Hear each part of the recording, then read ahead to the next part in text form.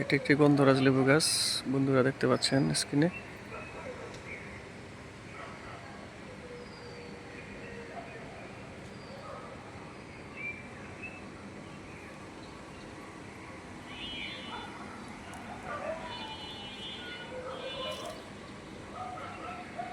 খুবই সুগন্ধিযুক্ত, অসাধারণ খেতে। বন্ধুরা চাইলে আপনাদের ছাদ বাগানে একটি গাছ লাগাতে পারেন। এটা 12 মাস ফলন হয়। এদিকে লেবু রয়েছে, আবার দেখেন এইদিকে ফুল আসছে।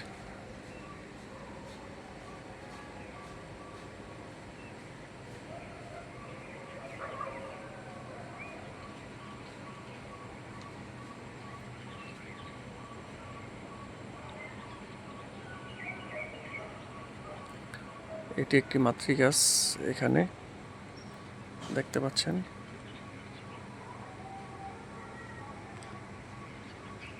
এটা থেকে ঢাল কেটে আমি এটা কলম করেছি।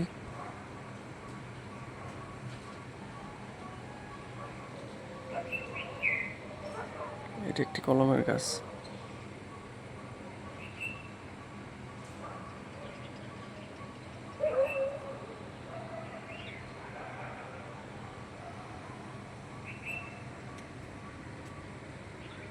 এটা হলো মাতৃ গাছ।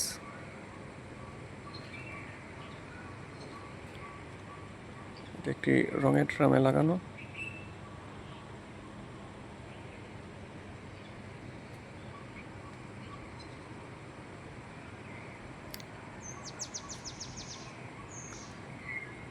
এই গাছটার বয়স আমার ছাদে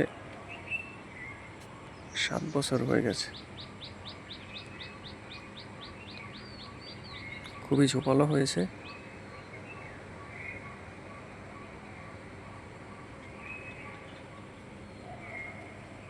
খুব ঝোপালো বনসাই আকৃতির। ঢাল কেটে আমি ছোট করে রেখেছি, এই যে বন্ধুরা দেখতে পাচ্ছেন।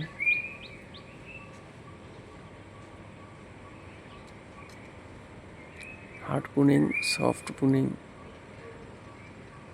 দুটোটাই করতে হয় ছাদ বাগান করতে গেলে, কারণ মাঝে মাঝে কীটনাশক দিতে হয়, ফাঙ্গিসাইড দিতে হয়, গাছটা যাতে হাতের নাগালেই থাকে সেই কথা বিবেচনা করে গাছে পুনিং করতে হয়। আরেকটা জিনিস হলো, ঝড় তুফান থেকে কিছুটা হলেও রক্ষা পাওয়া যায়। গাছ যত খাটো রাখা যায় ছাদ বাগানের জন্য ততই ভালো।